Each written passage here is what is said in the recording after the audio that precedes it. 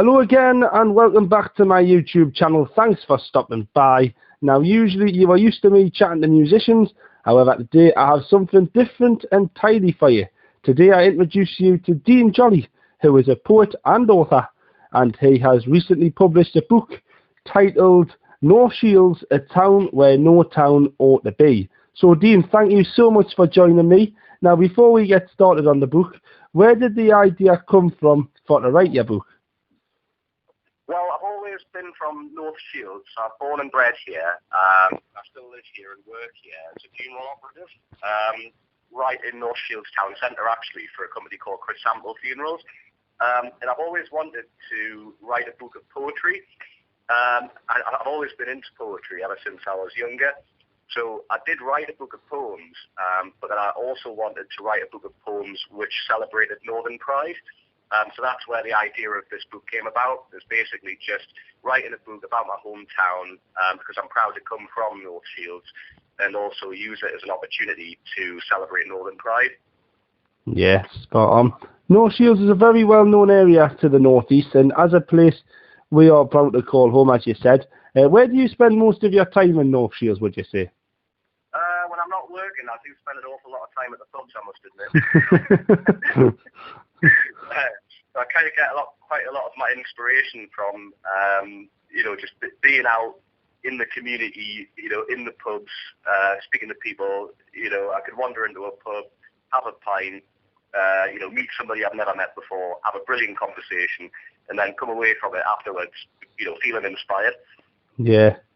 One thing I really don't want to do is ruin your reader's imagination of what your poems mean. But let's start with the first one anyhow, Princess Seaways.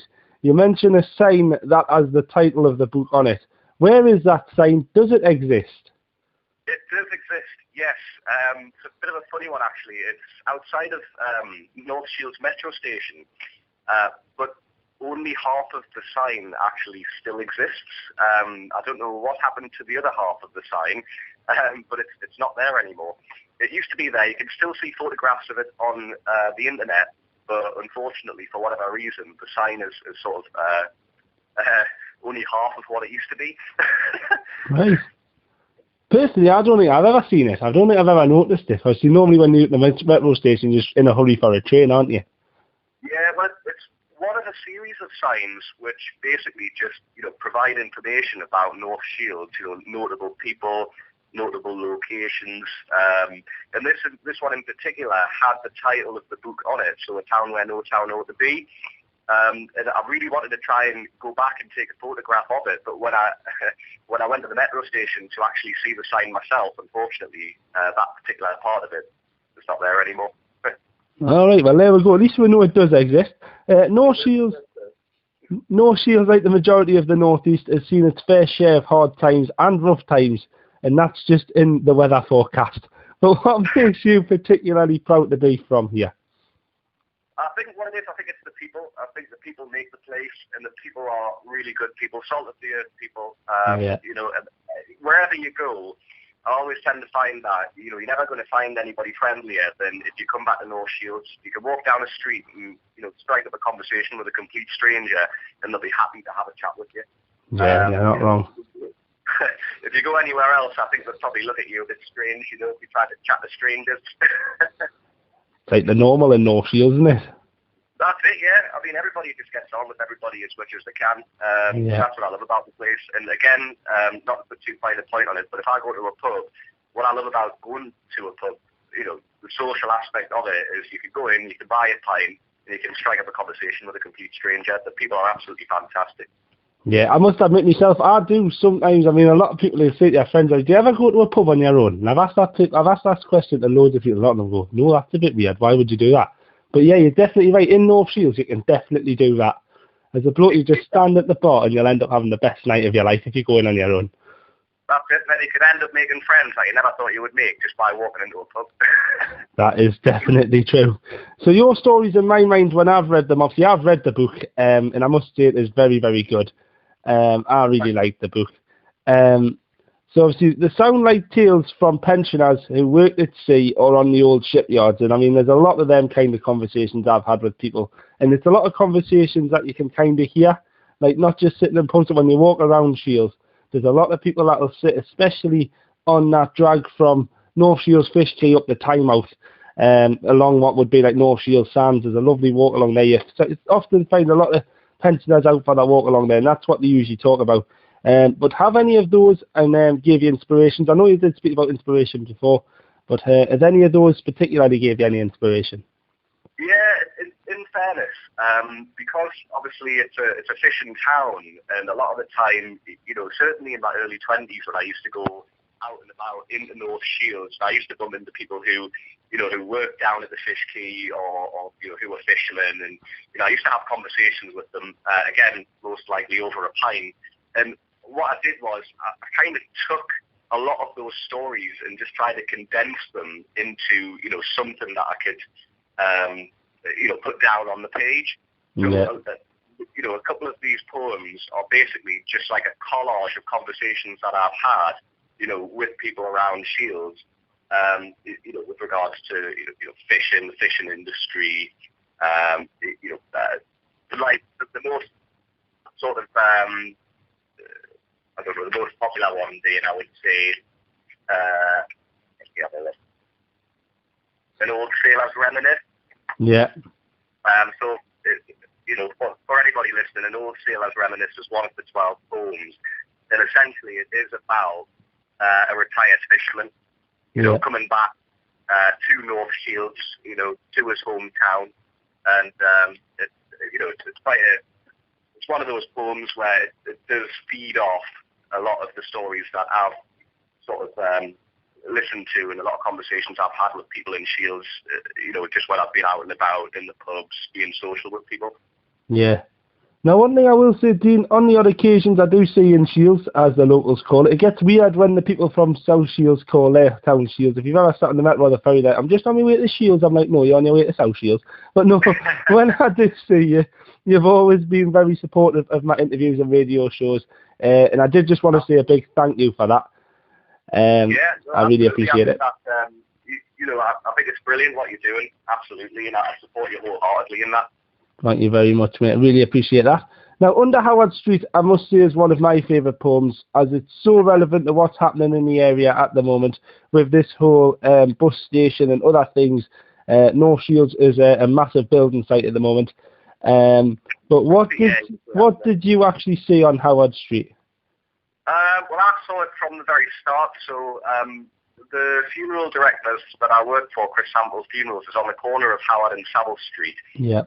And at the very start, we got letters through the door from the council, basically showing us what the plans were going to be, just in and around North Shields, what's going to be happening on Howard Street, the pedestrianisation of the street. And I've sat and I've watched through the window as the plans have taken shape. And on Howard Street, in particular, it was absolutely so fascinating because they uncovered some tram lines. And when they were digging up the street, these tram lines are absolutely fantastic. So these go back, quite a while away. And there were tram lines which, as I understand it, I think it was either to do with carrying coal from the top to the bottom or from the bottom to the top. Yeah. Likely, I'm pretty sure that that's the story behind them. But the unearthing of these tram lines is essentially the unearthing of some forgotten history of North Shields. Yeah. Which I thought was absolutely fascinating. So it inspired me to write a poem about it. Very nice. And I think they've kept them as well, haven't they, since they've done... I don't know if Howard Street's completely finished at the time of recording, but I'm pretty sure they have kept them up now, haven't they? They've not hidden them again, I don't think.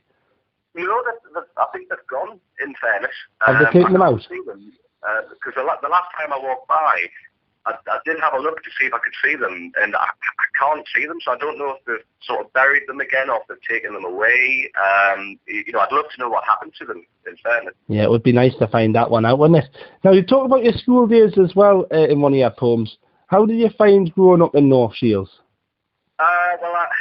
It's a funny one, actually, because I started off life, I went to White House Primary School, absolutely loved White House, and then moved on from White House to John Spence, But John Spence, brilliant school, you know, don't get me wrong, but it was a sports college, and I'm lazy, and and I was never the one for sports. I was always more sort of academic.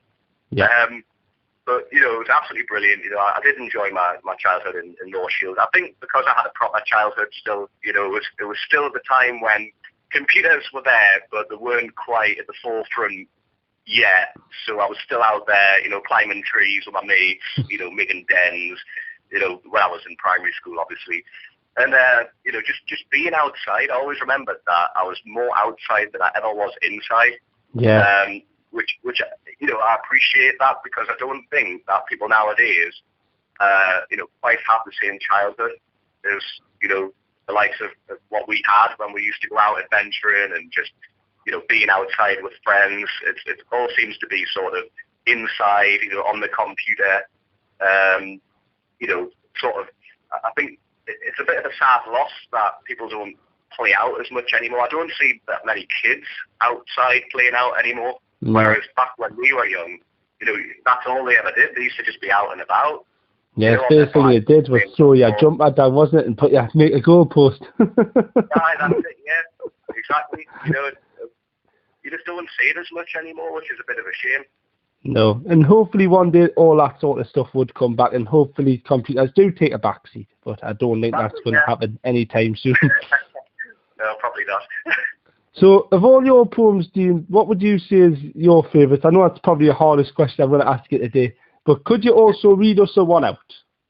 Yeah, of course. I mean, in fairness, I must admit, for me, an old Sailor's Reminisce is my most favourite poem, and I think it's just because it encapsulates the whole fishing industry side of things for North Shields, and it's a bit of a, you know, a celebration of the heritage there. Yeah. But I could read that one out. That one's a bit of a longer one, or I can opt to a bit of a shorter one. It's entirely up to you. It's totally up to you, mate. Totally up to you. No, I'll tell you what, I'll go for a bit of a shorter one rather than the old Sailor's Reminisce. I'll just go for. I'll actually read out Under Howard Street. Yeah. All right. Because I do personally think that this one is it's got a place in my heart just because I sat there and watched as they uncovered tram lines. Yeah. You know, so I was sort of witness to the hidden history there, which I thought was quite good. So this is Under Howard Street.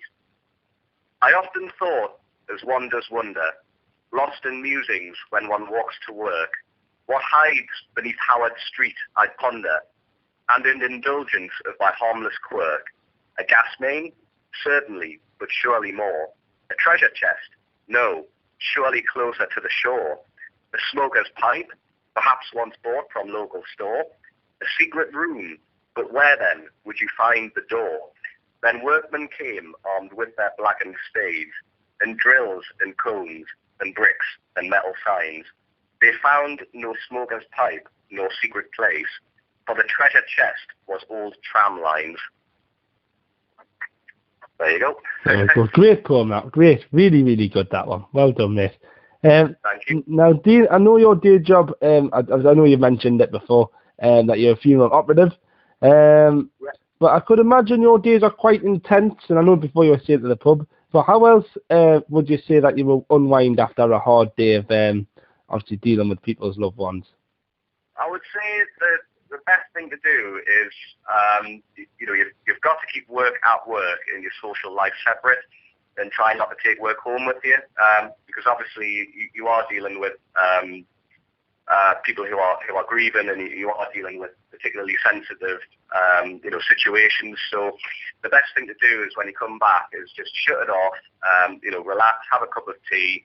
I tend to find that, you know, I do a bit of writing. I always try to keep myself busy.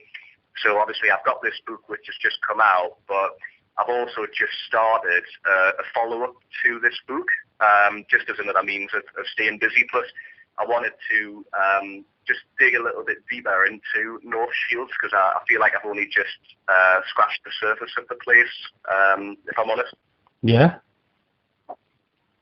So basically, it's going to be a follow-up called Beyond Time and Tide, and it's just going to go into a bit of the history of North Shields, you know, from you know, Stan Laurel in particular, since he lived here for a little bit, and he classed himself as a bit of an honorary Geordie. That he thought North Shields was probably like a home to him. You know, I think if I remember reading correctly, that you know, no matter where he was, he always felt more at home here than anywhere else. Yeah, and obviously he's got that statue as well in Laurel Park, hasn't he?